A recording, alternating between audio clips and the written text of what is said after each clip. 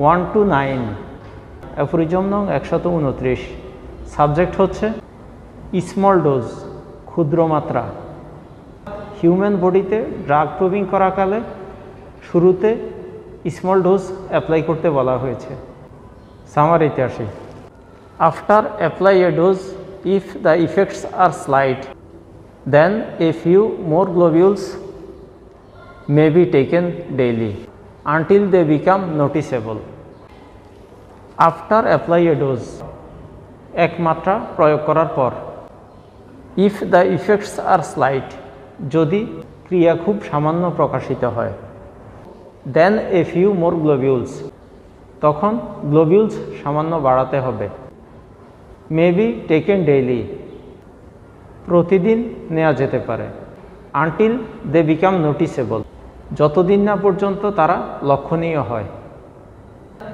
এখানে বলা হয়েছে যে এক মাত্রা ওষুধ প্রয়োগ করার পর যদি সামান্য ক্রিয়া প্রকাশিত হয় অথবা আশানুরূপ লক্ষণ প্রকাশিত না হয়, তবে ক্রমান্বয়ে ওষুধের মাত্রা প্রতিদিন বাড়াতে হবে যতদিন না পর্যন্ত সিমটমসগুলো স্পষ্টভাবে প্রকাশিত হয়।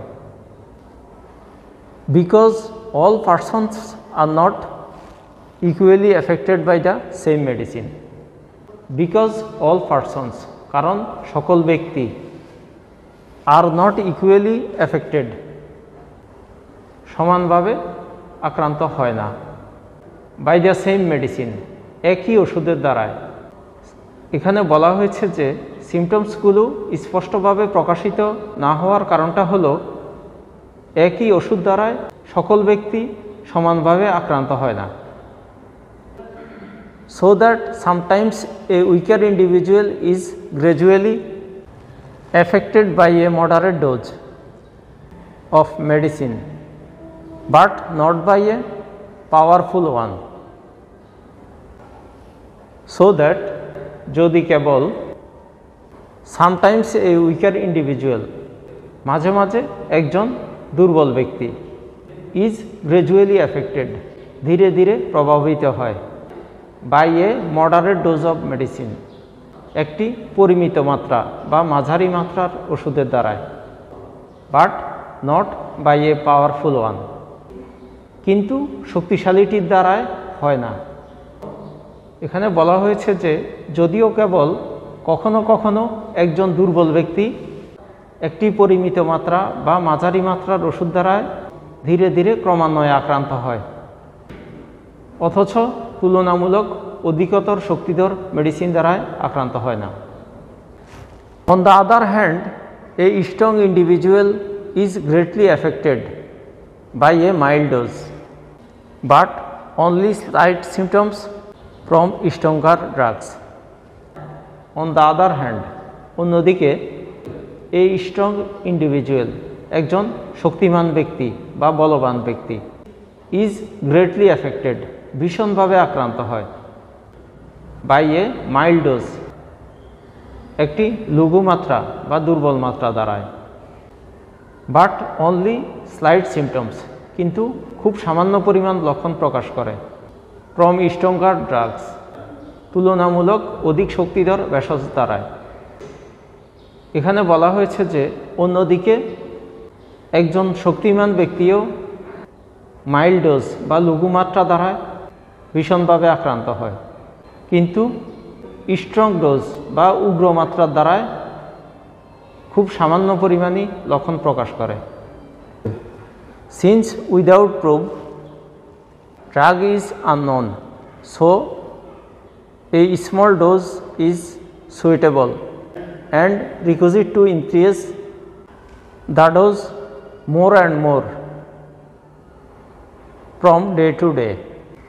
Since without proof যেহেতু প্রমাণিত হওয়া ছাড়া, the drug is unknown ভেষজ অপরিচিত, so a small dose is suitable সুতরাং একটি ক্ষুদ্র মাত্রায় উপযুক্ত, and requisite to increase প্রয়োজন অনুযায়ী বৃদ্ধি, the dose more and more মাত্রা আরও বেশি করে, ফ্রম ডে টু ডে দিন থেকে দিনে বা দিনে দিনে। এখানে বলা হয়েছে যে কোনো ব্যক্তির দেহে কোনো একটি ড্রাগ কিরূপ প্রতিক্রিয়া করে সেটি প্রুভিং করা ছাড়া জানা সম্ভব নয়। তাই প্রত্যেক প্রুভারকে প্রুভিং প্রক্রিয়াটি স্মল ডোজ বা ক্ষুদ্র মাত্রা দ্বারা শুরু করা যুক্তিযুক্ত এবং প্রয়োজন অনুযায়ী ক্রমান্বয়ে মাত্রা বৃদ্ধি করতে হবে। এক্সপ্লেনেশন, সূত্রের ব্যাখ্যায় আসি। পূর্বের অ্যাফোরিজম 1-8-এ ডাক্তার স্যামুয়েল হ্যানিম্যান 30 পটেন্সি মেডিসিনের 4 থেকে 6টি গ্লোবিউলস দ্বারায় কয়েকদিন যাবৎ পরীক্ষাধীন ব্যক্তিকে সেবন করিয়ে এক্সপেরিমেন্ট করার অ্যাডভাইস দিয়েছিলেন। এই অ্যাফোরিজমে তিনি বলেছেন যে যদি হাই পটেন্সিতে অর্থাৎ 30 পটেন্সিতে 4 থেকে 6টি করে গ্লোবিউলস সেবন করে যদি পরীক্ষাধীন ব্যক্তির দেহে ক্লিয়ার কাট সিমটমস প্রকাশিত না হয়, সুস্পষ্টভাবে সিমটমস প্রকাশিত না হয়, তাহলে প্রতিদিন আরও অধিক সংখ্যক গ্লোবিউলস সেবন করতে হবে, অর্থাৎ সেবন করা গ্লোবিউলসের সংখ্যা বাড়াতে হবে যতদিন পর্যন্ত না পরীক্ষাধীন ব্যক্তির ফিজিক্যাল এবং মেন্টাল চেঞ্জগুলো পরিপূর্ণভাবে প্রকাশিত হয়। এর কারণ হলো সব লোক সমানভাবে একই মেডিসিন দ্বারা প্রভাবিত হয় না। সবার দেহের সাসেপ্টিবিলিটি বা সংবেদনশীলতা সমান নয়, যেটা আমরা অ্যাফোরিজম নং 31-এ পড়েছিলাম। কোনো ব্যক্তি ডিজিজের প্রতি একটু অধিক সাসেপ্টেবল, আবার কোনো ব্যক্তি একটু কম সাসেপ্টেবল বা সংবেদনশীল। আবার ব্যক্তিবিশেষের ধাতু প্রকৃতিগত বৈশিষ্ট্য, যার জন্য মেডিসিনের ডোজ এবং পটেন্সি ভেদে ক্রিয়ায় তারতম্য হয়, যেটাকে বলা হয়েছে ইডিওসিনক্রেসি, যেটা আমরা 117 নম্বর অ্যাফোরিজমে আলোচনা করেছি। কখনো কখনো তথাকথিত অনেক স্ট্রং ড্রাগও উইক পারসনের দেহে মডারেট ডোজে সিমটমস প্রকাশ করতে ব্যর্থ হয়। আবার এই উইক পারসনের দেহেই উইক ড্রাগ প্রবলভাবে সিমটমস উৎপাদন করে। অন দ্য আদার হ্যান্ড, অনেক উইক ড্রাগও অনেক স্ট্রং ব্যক্তির দেহে প্রবলভাবে এফেক্ট করে এবং আর্টিফিশিয়াল ডিজিজ সিমটমস প্রডিউস করে।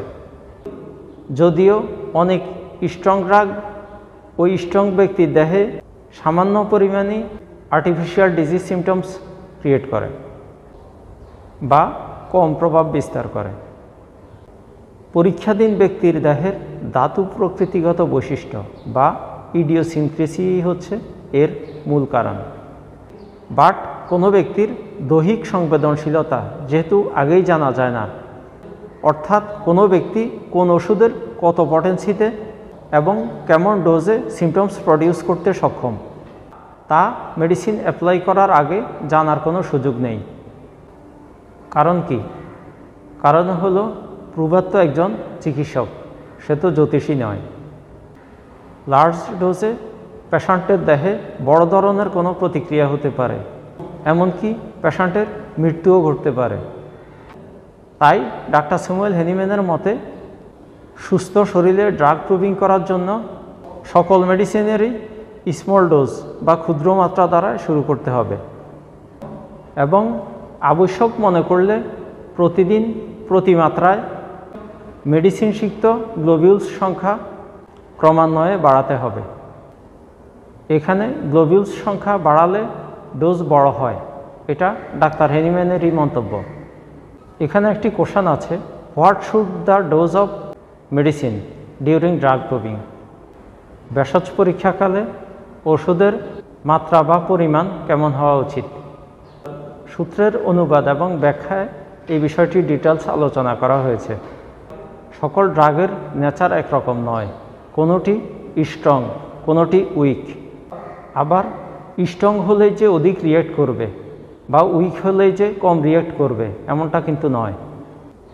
আবার সকল ব্যক্তির দেহের ধাতু প্রকৃতিগত বৈশিষ্ট্য বা ইডিওসিনক্রেসিও এক নয়।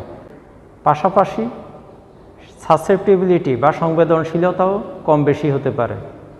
প্রুভিংয়ে রিয়াকশান কেমন ঘটবে সেটাও আগে জানার সুযোগ নেই। সুতরাং শুরুতে স্মল ডোজ বা ক্ষুদ্র মাত্রায় প্রয়োগ করা উচিত। প্রয়োজনে পরবর্তীতে মাত্রা বৃদ্ধি করা যাবে। ধন্যবাদ সবাইকে।